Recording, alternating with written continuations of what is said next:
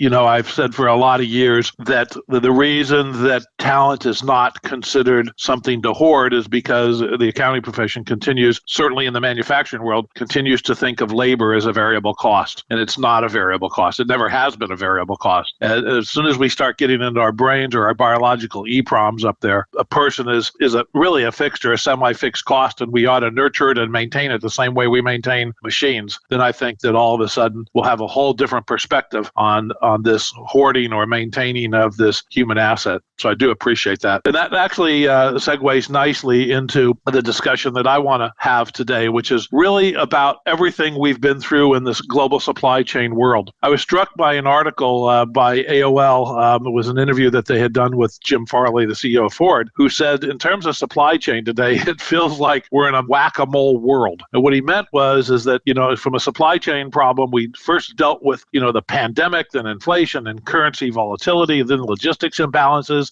ships in the wrong place, containers in the wrong place, talent shortages, restrictive tariffs, energy shortages, then hurricanes, of course, and other natural disasters. He seems to, it's just one after the other, and has really caused immense problems and created immense havoc in the global supply chain world. I don't have a single client in the supply chain world that isn't experiencing extremely long lead times on components. On a board I sit on, we were building a factory. Equipment that in 2019 would have had a lead time of about 8 weeks is now 52 to 65 weeks. It's really hard when you're building a factory to wait around for 65 weeks for the equipment to arrive. So what this leads us to is this idea of resiliency. Resiliency suggests that we have to have a mindset that says the world is always going to be confusing, it's always going to be complex, and it's always going to be chaotic. And if you understand that, then we build plans and strategies that always have a plan B and a plan C in place to cover for the unknown. That's kind of the point of resiliency. It's about planning for the unknown. So after reading the article from Mr. Farley, I decided to talk with a few of my research friends, and one in particular, Steve Melnick from Michigan State, also Newcastle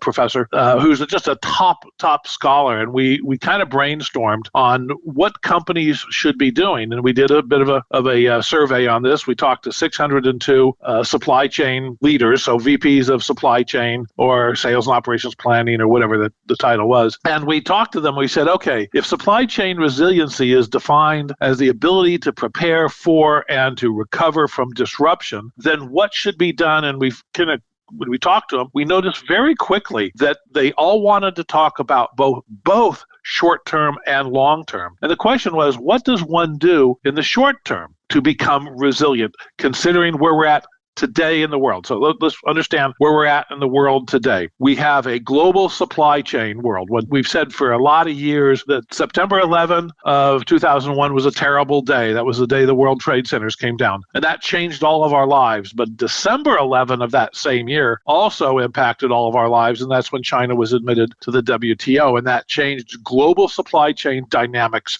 forever. So we are now we all live in a global economy. We all have global supply chain issues. It's just that we've got a lot of underlying causes of supply chain disruption simultaneous in today's world. So we said, okay, in the short term, what do we do about that?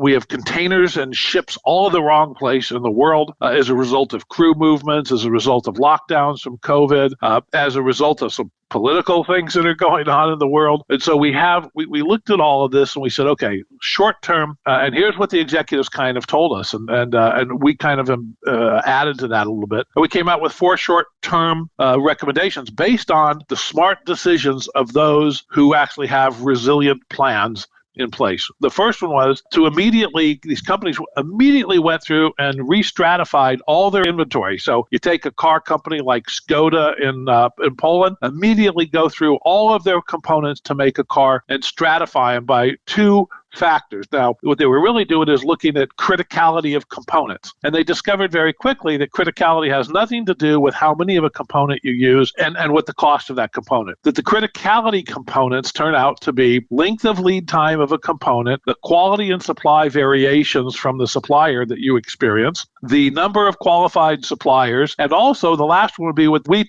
termed the number of impactants. In other words, the things that impact the supplier, well, where their factories are located, where the weathers, political climates, the currency issues, all of those things, or we just referred to them as impactants. But that what we discovered is that the smart supply chain executives were stratifying all their inventory and looking at two primary elements of those four criticality components. And one of them was the length of lead time, and the other one was the number of alternate sources of supply. And what they did is they looked at all of their components, they stratified that, and the top 20% of the items that had long lead time, the combination of long lead times and few alternate sources, that's where they put all their effort. And in fact, what they did starting as early as late March of 2020 is they just bought everything they could. They stopped worrying about inventory management. They stopped worrying about how to keep inventory low. Those items in the top 20%, almost across the board, those companies just bought up everything they could. And by the way, that created shortages for an enormous number of other companies that now no longer had access to that supply source. The other thing that they did is they prioritized supplier lead time reductions instead of cost reductions. In other words, they went to the suppliers and said, we're going to not beat you up on the price you pay or charge us for the components. What we're going to do is we're going to incentivize you to put us at the top of your list and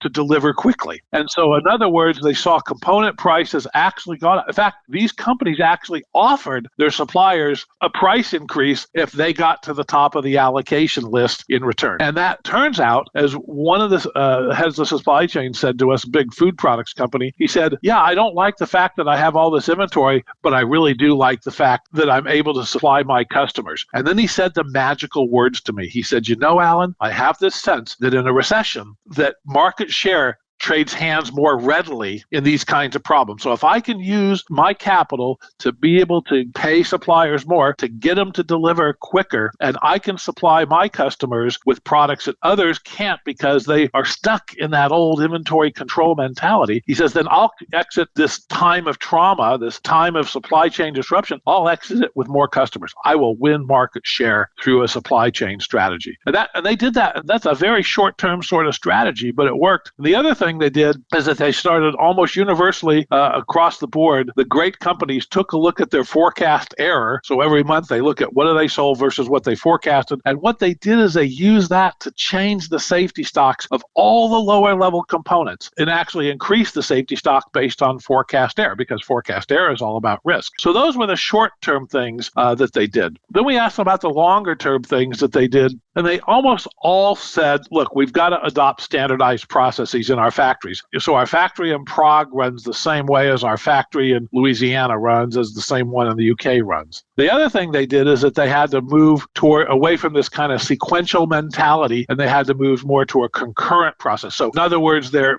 doing more things at the same time, implementing more improvements at the same time, rather than thinking sequentially. The other thing that they proposed, and that most of them started doing, is implementing the principle of postponement. In other words, don't assemble the car until you have an order for it. Have all the sub-assemblies, have everything ready to go, and be able to take all those major sub-assemblies and go from piles of sub-assemblies to a finished car in 24 hours. And then basically go from make to stock to make to order. From a long-term perspective, they said one of the ways to eliminate risk in the supply chain is to be able to postpone production till the last possible moment, which of course is the reason why companies are now looking at building smaller mini factories globally instead of big, huge, fully integrated factories.